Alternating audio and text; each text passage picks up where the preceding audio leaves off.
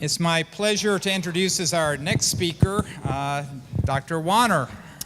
And Adam is the Joseph Weintraub Professor of Medicine at the University of Miami School of Medicine.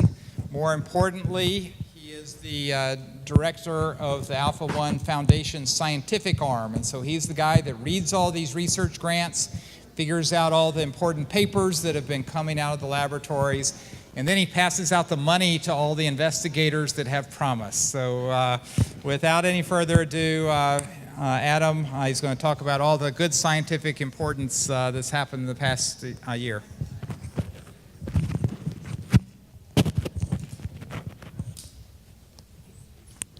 Goes forward. This is very slippery, man.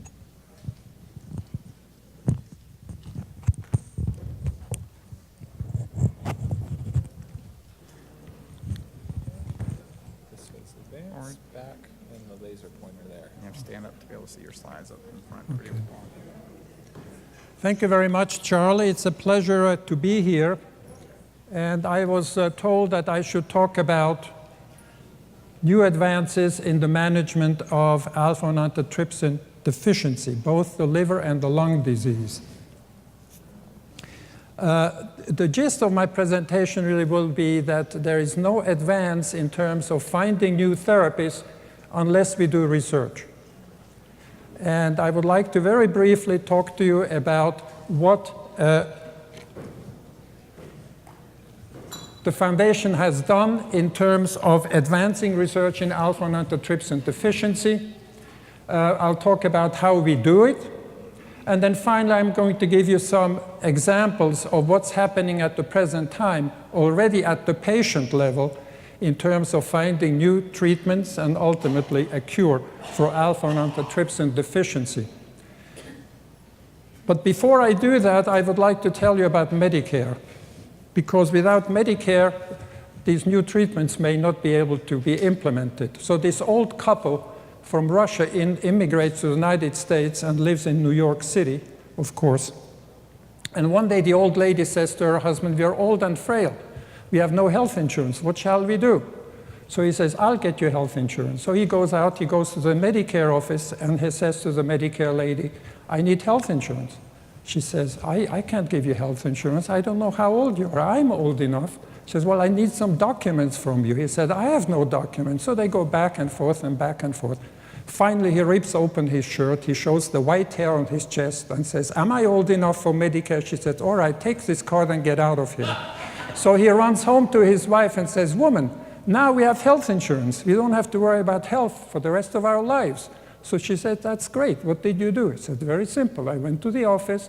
I opened up my shirt. I showed the white hair on my chest, and she agreed I'm old enough for Medicare." So she says, "You idiot. Should have dropped your pants. You could have gotten disability as well."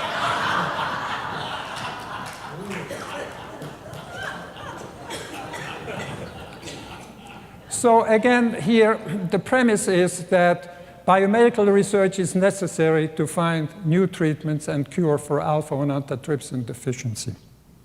And that actually is a core mission of the Alpha-1 Foundation, and that's why the Alpha-1 Foundation has committed a lot of its resources to the research program of the foundation.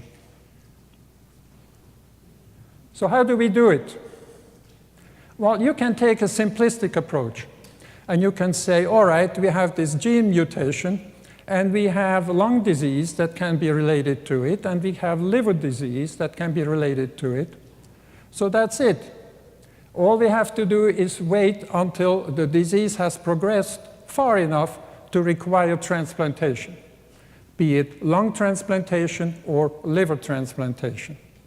Now, this is a very simplistic and, in my opinion, a fatalistic approach, because organ transplantation has a lot of downsides to it. And the most important one, obviously, is the availability of donor organs. Another one is that once you do a transplantation, you induce a new disease, a new potential disease, that rejection of the donated organ, the implanted organ. And finally, as you treat the rejection, you induce another new disease, which is immune deficiency, with an increased risk of infections and sometimes malignancies. So wouldn't it be nice if we were able to find out what happens between here and here.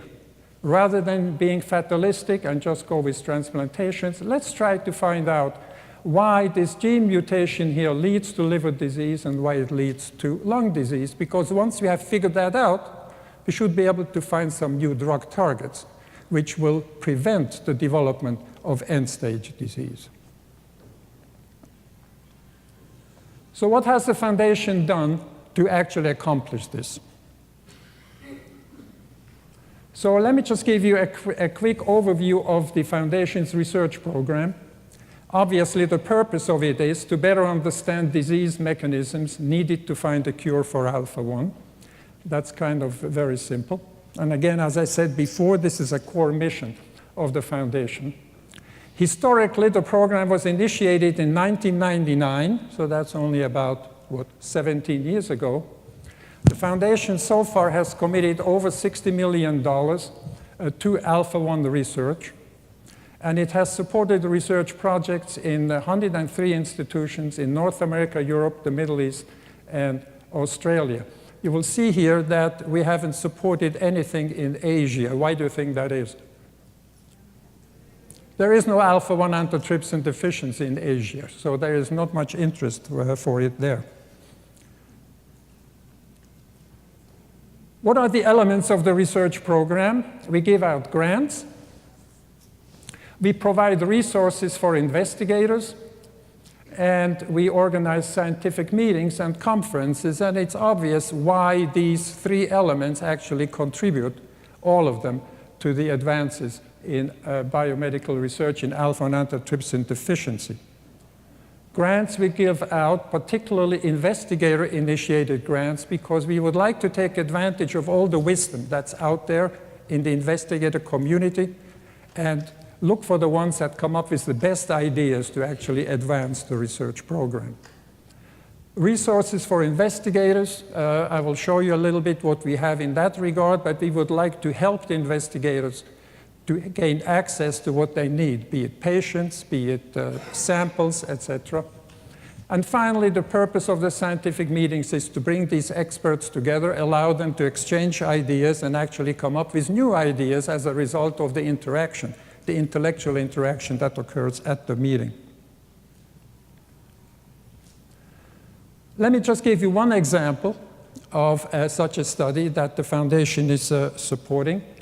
It's the adult liver study, and it has a very important purpose. And the purpose of it is to understand the natural history of liver disease in alpha-1 antitrypsin deficiency and to identify genetic and environmental modifiers. You're probably aware of the fact that it's becoming more and more apparent now that adults with alpha-1 antitrypsin deficiency can also get liver disease. It used to be felt that liver disease is a manifestation of alpha-1 in children. But now we know for sure that adults can also get a liver disease. And the prevalence of liver disease in adults is relatively high, presumably. We don't know for sure, but it's estimated to be maybe up to 50%. But we don't know much about the natural course of the disease.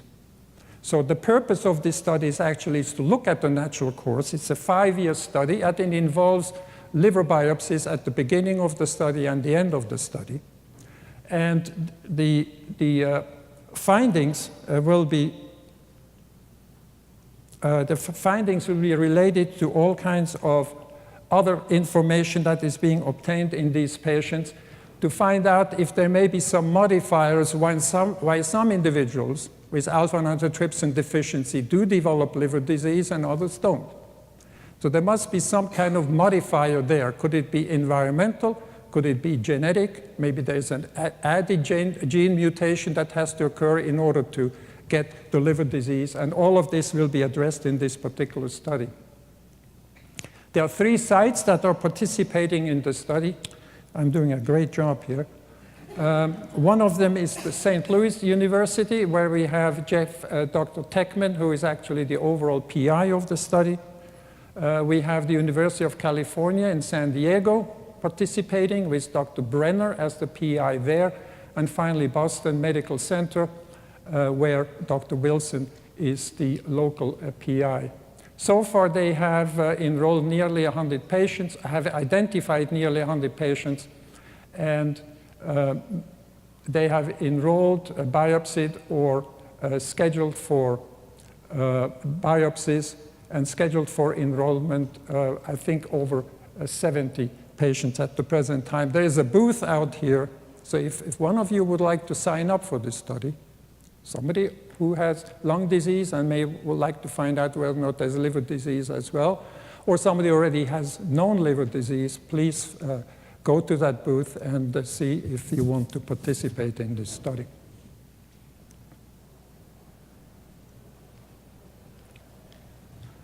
And then finally, the scientific meetings. We just had a recent meeting that I would like to bring to your attention because it's a very important one. This was held in Bethesda, and it looked at the ethical issues related to clinical research in rare diseases, using alpha-1 antitrypsin deficiency as an example of rare diseases. Because there are so many obstacles to clinical research in rare diseases that we don't see in common diseases. One of them is that the number of patients available to study is usually limited. Another one is that many of the conditions in the rare disease arena have a very rapid progressive course, so we would like to get new treatments as fast as possible onto the market. And then finally, which is somewhat of a sad situation related to this as well, is that big pharma in general is not interested in sponsoring large-scale studies in rare diseases for obvious financial reasons. So we have all these obstacles to overcome, and we are very much interested in promoting to the FDA kind of a different approach to clinical research in rare diseases, maybe finding some protocols which are a little bit more flexible than we are usually using in common diseases. So that's what was discussed in that conference, because this does bring up ethical issues as well. And then you see some future conferences here, all of which, of course, are very important in bringing together our investigators and making some progress in terms of coming up with new concepts of how to go forward. And here are the resources for the investigators. Again, this is very logical, but it has been built up by the foundation over the years quite effectively. One of them is the DNA and Tissue Bank at the University of Florida, which is headed by Dr. Brantley. He has over 2,300 donor samples. It's the largest collection of DNA in the world for Alpha-1 research. And he has partnered with the Lung Tissue Research Consortium of the NIH, which is a very important project where they collect lungs from patients with lung disease, and he has actually done the genetic typing, the genotyping for alpha-1 antitrypsin deficiency. So now the NIH has a set of lungs which we know come from patients with alpha-1 antitrypsin deficiency, so investigators have access to tissues from that source. The other one is the research registry. I don't know if Dr. Strange has already talked about that. He has, so I'm going to skip this. But I would like to say that this is a superb resource that the foundation has, and we are going to continue to support this very strongly.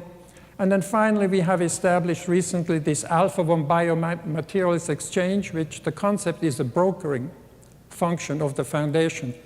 You have an investigator who needs some samples, some agents, some reagents, maybe some animal models, maybe some tissues, some cell cultures, etc. And there are other investigators who already have this, and they're willing to share it with investigator A. So investigator B provides a sample to investigator A, or vice versa.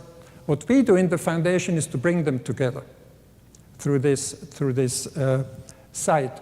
And so far, as you can see, we already have 9 investigators involved in this, and we just started this 2 years ago. So what have you learned with all this research? Basically, what I would like to tell you is that while in 1999 we knew a little bit about how alpha-1 antitrypsin deficiency comes about, we know a lot about that today. So in other words, the pathogenesis of alpha-1 antitrypsin-related liver and lung disease is much better known today than it was 16 or 17 years ago. And let me just tell you very briefly why that is and what we have learned.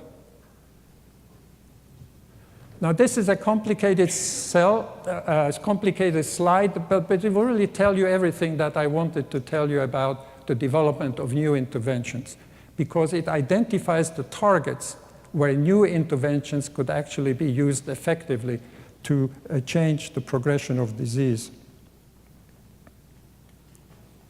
So here we have a normal liver cell. As you know, most of the alpha-1 antitrypsin is manufactured and secreted from the liver. And here is a normal cell. Let's say this is a liver cell of an MM individual. The gene, which is not mutated, it encodes a protein. All the proteins have to be properly folded before they can become functional. And this folding occurs in a compartment of the cell that's called the endoplasmic reticulum. It then traffics through the cell. It gets glycosylated. That means a lot of sugar molecules are added to the protein so it can be properly secreted and circulate in the blood. And indeed, that's what it's doing. It's glycosylated and it's secreted, and it leads to a normal serum level of alpha-1 antitrypsin. So that's the normal situation. What's happened in the liver of the ZZ individual, and that's shown on the right-hand side. Here we have the ZZ individual. Again, we have the gene here. It encodes the protein, which now is an abnormal protein. And the amino acid sequence is not quite normal compared to the MM. This protein then cannot be folded. So it's an unfolded protein, and because the protein is not folded, or presumably because it's not folded, it aggregates. So it forms what we call polymers, and these polymers in the cell are toxic, and they actually toxic to the liver cell. And that's how we believe liver damage occurs in patients with alpha-1 antitrypsin deficiency. So what happens is, because they all agglomerate here, they cannot be properly transported. They cannot leave the cell, and there's a lot of it accumulating in the cell, and there is a disposal mechanism in the cell to get rid of the unfolded protein. However, this is overwhelmed in alpha-1 antitrypsin deficiency in ZZ individuals. So what we have in the normal cell is a normal progression from the gene all the way to the secreted protein, whereas in the ZZ individual, we have the accumulation of the polymerized protein, which stays in the cell, damages the cell, and it doesn't get secreted into circulation. So why would this lead to the two types of disease that we see in alpha-1 antitrypsin deficiency, lung disease and liver disease? That's shown on this slide very schematically. Pathogenesis of lung and liver disease. So here we have the ZZ alpha-1 antitrypsin. It polymerizes in the liver, as I just described for you. It doesn't get secreted into the circulation, which leads to a plasma deficiency in alpha-1 antitrypsin, which then in the lung leads to an imbalance between proteases and anti-proteases. So inflammatory cells, particularly neutrophils, which are heavily involved in the pathogenesis of COPD, release these protein-destroying enzymes, which are usually balanced by alpha-1 antitrypsin to keep them from being overly active and destroying lung tissue. If you have a deficiency in alpha-1 antitrypsin, you have an imbalance with an overactivity of the proteases, neutrophil elastase, for instance, which then is able to break down lung tissue. So that's how we understand the pathogenesis of the lung disease in alpha-1 antitrypsin deficiency. Now, the polymerized Z protein in the liver has another effect on the lung. And the other effect it has on the lung is that it gets into lung, or maybe it's even locally produced in the lung, and it has been shown to promote inflammation and lung cell death. So there are two mechanisms whereby alpha-1 antitrypsin deficiency actually causes lung disease. As far as the liver disease is concerned, I already explained to you that the intrahepatic polymerization in the liver cells actually causes liver cirrhosis. And here you can see the, well, I can see it very well from here. You can see all these red dots inside the cells. That's the polymerized accumulated alpha-1 antitrypsin. Why do I know it's alpha-1 antitrypsin? Because a special stain for alpha-1 antitrypsin shows that these red dots actually are all alpha-1 antitrypsin that's accumulating in the liver. And you can see already at this corner of the image here, you can see the fibrosis, the scarring of the liver, which is the consequence of the Z-related liver disease. So, knowing this, and again, I think a lot of research, I guess I would say about 50% of all the Alpha-1 research that has occurred, particularly at the basic level, over the past 15 or 20 years has been supported by the Alpha-1 Foundation. So I think the foundation has really played a major role in finding out how the liver and lung disease come about in alpha-1 antitrypsin deficiency. So we can go down the list of where we could actually intervene. Once we understand the pathogenesis, there are targets, right? So I'm listing them for you here, and then I'll give you a few examples of what actually has been done already at the patient level today. So we can do gene therapy. Now, what's the role of gene therapy? Well, we would like to raise the level of normal alpha-1 antitrypsin in the blood. So we would like to overcome the deficiency by producing normal alpha-1 antitrypsin in the body. And this will benefit mainly the lung because of that imbalance that we can now get rid of by producing a normal balance between proteases and anti-proteases in the lung. Another one is gene silencing. If you can shut down that abnormal gene so it cannot make this abnormal protein, which then accumulates in the liver, you will have a beneficial effect on the liver. And that's exactly the purpose of gene silencing. You decrease the liver alpha-1 antitrypsin, the Z type, and the target organ is the liver. We can use so-called small molecules. These are chemicals that may prevent the polymerization of the Z alpha-1 antitrypsin. Again, it has the same kind of effect as decrease the production of it if it's effective. And this will benefit both and the liver indirectly because maybe it will lead to better secretion of the protein into the circulation. There are chaperones that have been looked at which will promote alpha-1 antitrypsin trafficking, or some drugs that can actually promote the disposal of the bad alpha-1 antitrypsin in the liver. And again, this would benefit the liver and the lung. And then finally, Dr. Strange has already talked to you about augmentation therapy. Obviously, the role there is to raise serum M alpha-1 antitrypsin and protect the lung. And I think it's important to define the expected outcomes of all of these interventions. And to me, the expected outcomes are to halt or slow the progression of lung disease. We will probably never be able to restore the lung to normal structure with any kind of intervention of this kind. But we will halt or slow the progression of lung disease and preserve and restore liver function because liver tissue can regenerate much better than lung tissue. So there is a possibility that if you can stop the liver disease, you could actually regain normal liver function and structure subsequently. So let me just give you a few examples. Are there exciting new therapeutic solutions? Yes, I think there are. Gene therapy.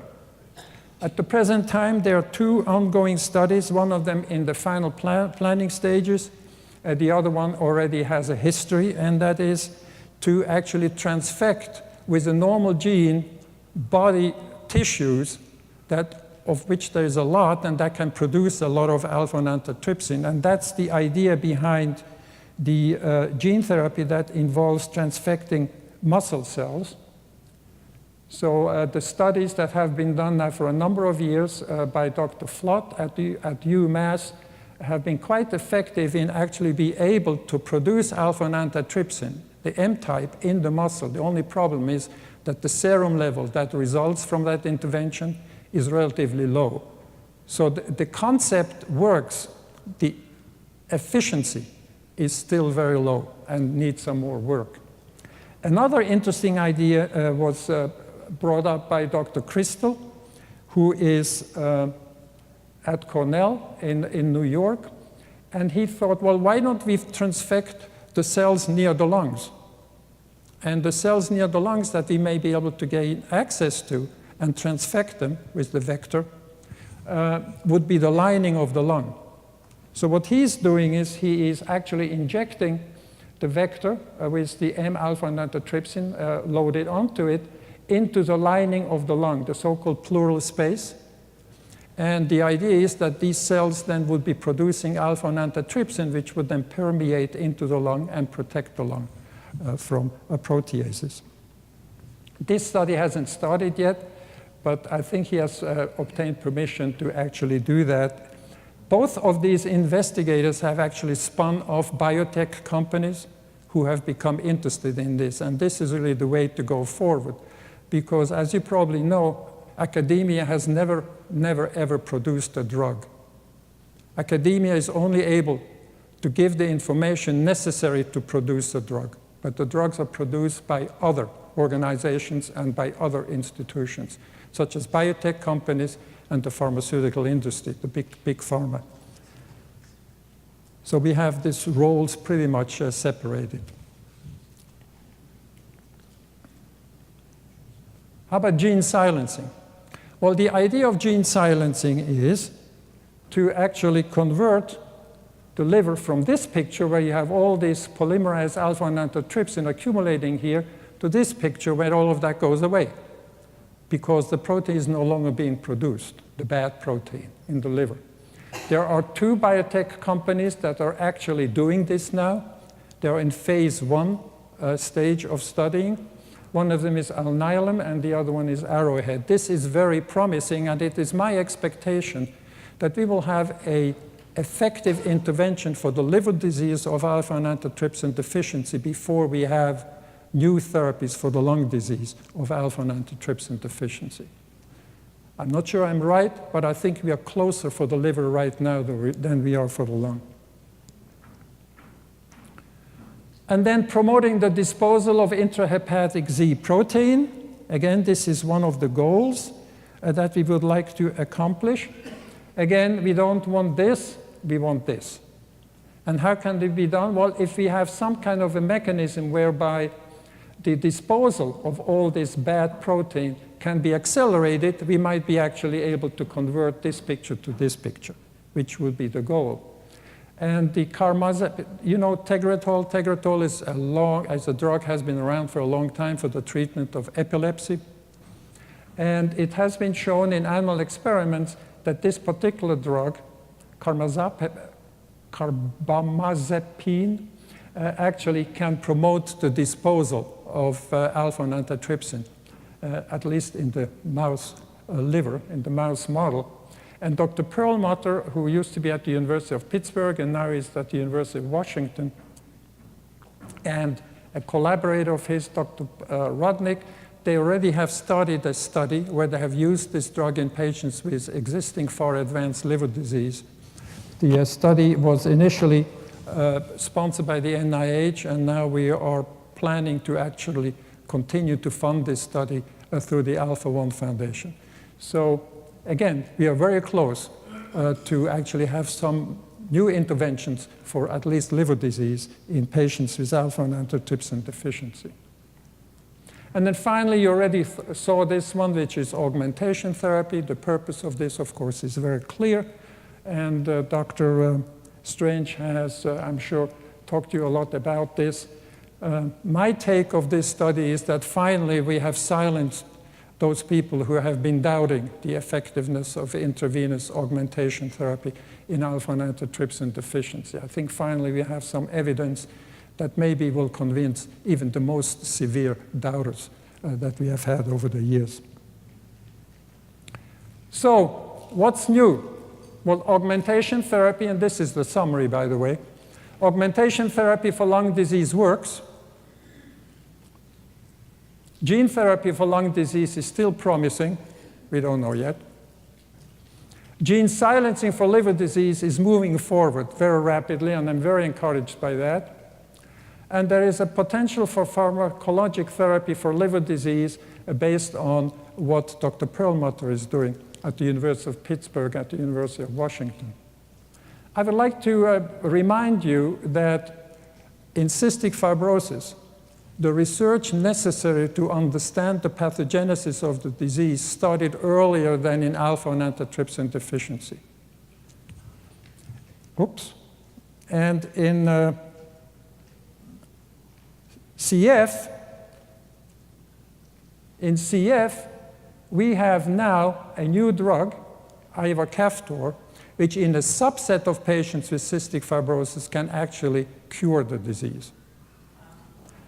And the question is, we have started later. And my expectation is that eventually we will have something like that as well, out of phase with the cystic fibrosis community. But it's not a sure bet, but there's a very high level of likelihood that eventually we will come to that stage as well. So thank you very much for your attention, and I'm now open for questions.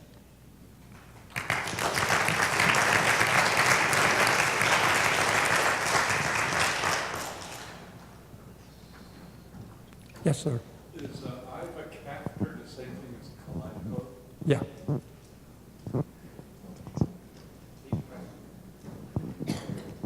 Could you repeat the question? Oh, The question was if ivacaftor was the same thing as kalydeco. The kalydeco experience was, it was funded by the CF Foundation, and money has come back to the CF Foundation from its development. but that's not the reason why we're pushing forward the Alpha-1 research.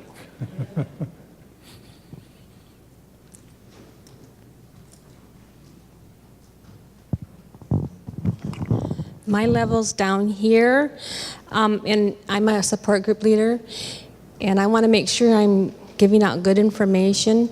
So maybe I'm incorrect, but I've told folks that when you're on augmentation therapy, the only thing that will cause destruction in the lungs is if you get a respiratory infection. Am I right or am I wrong? I think the question was whether or not the augmentation therapy is more important during acute exacerbation or acute infection as opposed to the steady state. Well, I think that the common knowledge right now, that's important in both situations. But you're absolutely right. In an acute infection, a lot of these neutrophils, these inflammatory cells, are recruited into the lung, and they spew out all these proteases, particularly neutrophil elastase, which then will presumably accelerate the destruction of lung tissue during the stage of this infection, during the exacerbation.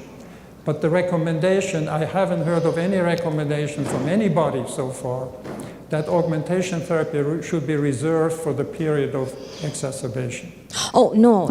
I just want to make sure that when you're on augmentation, there is nothing else that is going to cause lung destruction, barring chemicals or that sort of thing. But I mean, as far as just plain living, nothing but an exacerbation is going to do that. I don't know if I quite understand the question. The question is whether or not the lung disease, I think, the lung disease progresses with or without exacerbation? Correct. I mean, there are people who have a lot of exacerbations, and there is some connection between those and more rapid decline in lung function. But you will find a decline in lung function even in those who are very rare exacerbators. So I don't think that in the absence of exacerbations, there's no progression of lung disease. At least if you look at means, I don't think that would be a zero decline in lung function in those who rarely, if ever, exacerbate. Thank you.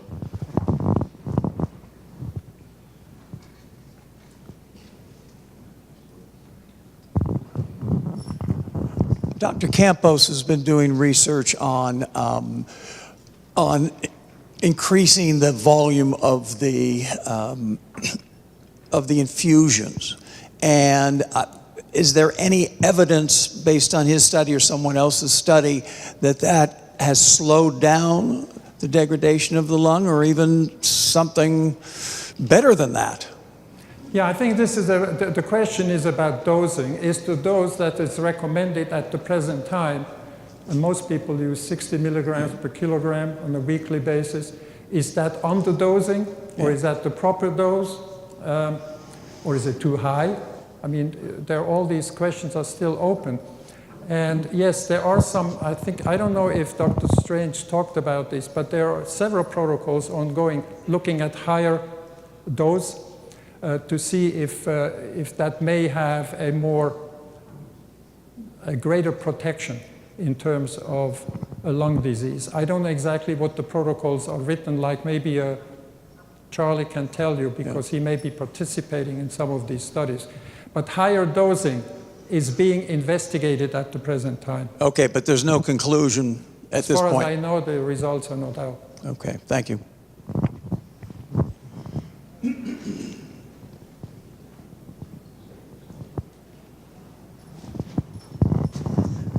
I saw something online recently from the Lung Institute, and I contacted them, and it's gene replacement, or a stem cell replacement.